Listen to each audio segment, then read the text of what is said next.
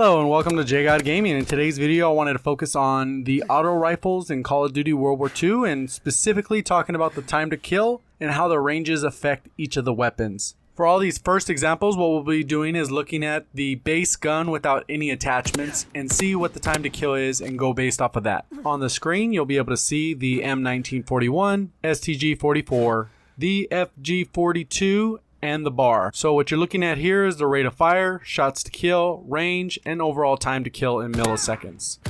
The numbers in red are indicated as the best in that category, and the ones in blue are indicating the worst in those categories. So I've seen a few videos where people talk about these specific categories and they give maybe some vague examples, but they don't really go into it with attachments or rate of fire and how all these different things will influence which gun is actually the best all-around gun in the game.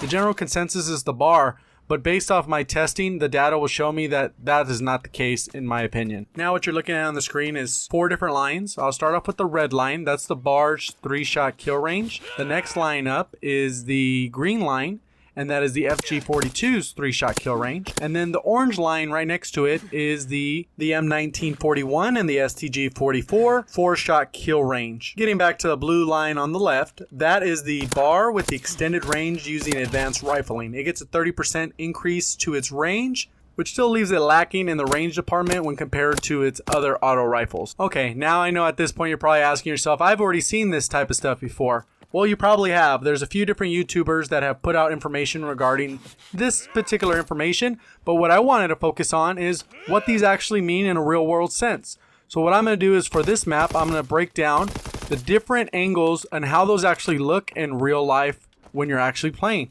What I'll also be looking at is how the numbers change drastically when you have different attachments on the gun, and what makes certain guns better than others. For the 1941 and the STG-44, if you kill them in the 4-shot range instead of the 5-shot range, you cut down the time to kill by 25%. With the FG-42 in the bar, you're going to have a reduction of approximately 33%. So as you can imagine, cutting down the time to kill can help you significantly in gunfights. So this first example we'll be looking at is the bar versus the FG-42 on the map London Docks. You can see in this particular spot, this is a good head glitch against a normal spawn zone. So when they're coming off the spawn, who do you think should win the gunfight based purely off of range and time to kill? So as you saw in the first example, they were just a little bit out of that 18-meter range. Even right now, coming out of the doorway, they're still within the 18-meter range, but you can see moves just a couple inches forward, and then just as they're about to get to full health, take another 3 shots right inside the 3-shot kill potential and kills them. So when you're inside this range, the bar is the best gun in the game at the moment. When you're outside of this range, well, now you got a lot of competition for who is the better gun and which gun should you be using. So anytime your enemy is beyond this 18 meters, the time to kill for the bar without any attachments is 315 milliseconds. Taking another look at this time to kill spreadsheet, you can see the 315 milliseconds I was talking about. Now let's look at the time to kill for all 3 of the other weapons in their shortest time to kill range. So beyond 18 meters but less than 38 meters, the FG-42 is going to win. Beyond the 18 meters and below 50 meters, you can clearly see that the STG-44 and the M1941 both have a faster time to kill at 225 milliseconds and 270 milliseconds. Based off what the data is telling me, the bar clearly can't be the best gun in the game. But what happens when you dig a little bit deeper, you can actually find out why it's so popular. Because no one runs a gun without attachments unless you just prestige it. So we got to factor in all the different attachments into account and how that affects it. So what I'm going to do is look at 3 different things.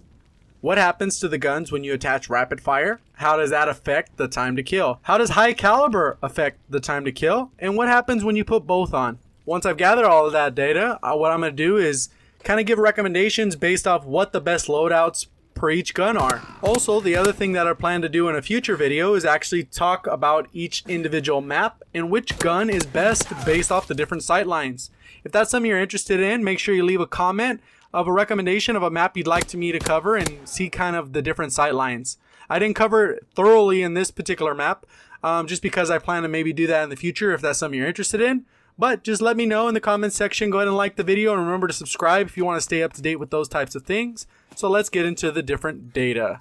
The first attachment we're taking a look at is high caliber, and pretty much what high caliber does is it multiplies your headshot damage to 1.5 the damage of the weapon instead of the typical 1.1 that most guns receive. As a result, you are able to cut your number of shots down from 4 to 3 or 5 to 4 or even 3 to 2. The advantage of this is it drastically cuts down the time to kill.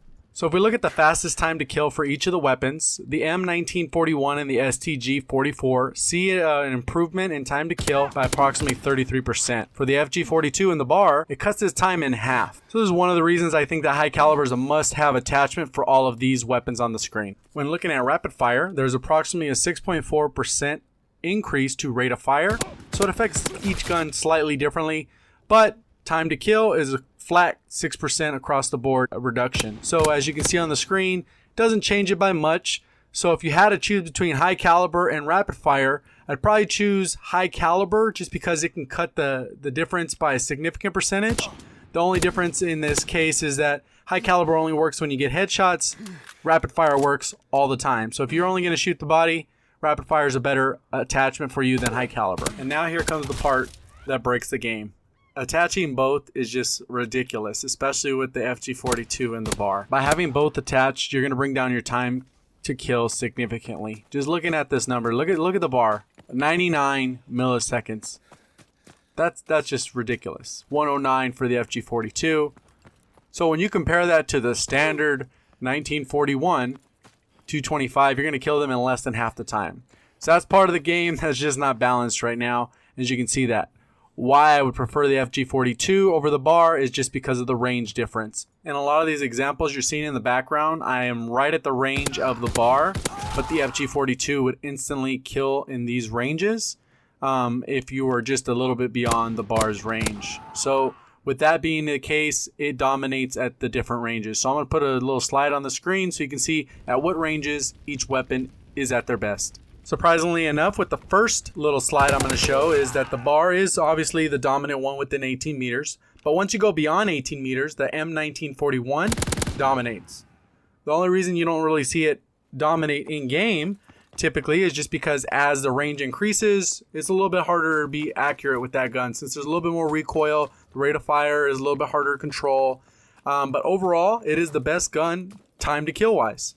Now let's look at the time to kill when you actually have attachments. So you can see right here, the only thing that changed is the FG42 took that little niche between 18 meters and 38 meters because statistically it is faster time to kill since it only takes 2 shots instead of 3 for the M1941. So it gets beat out in the time to kill versus just a stock gun.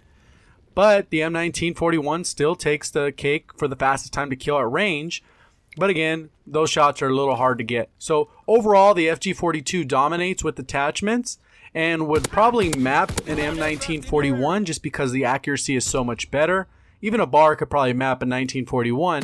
But at the end of the day, FG42 gives you a little bit more consistency. And most gunfights will probably range anywhere between about 10 to 12 meters all the way up to about 40 meters anyways.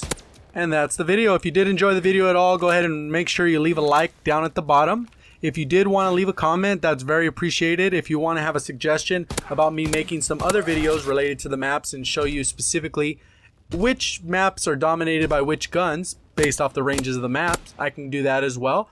If you want me to test a little bit more for the submachine guns or the semi-autos or even snipers, I can do some testing on that as well. It just all depends on what you guys want to see. If you can, leave a comment down below and make sure that you are responding so that I can know exactly what you guys want. If you haven't done so already, make sure you subscribe to the channel so you can stay up to date with future videos. Thank you for watching, and as always, have a great day.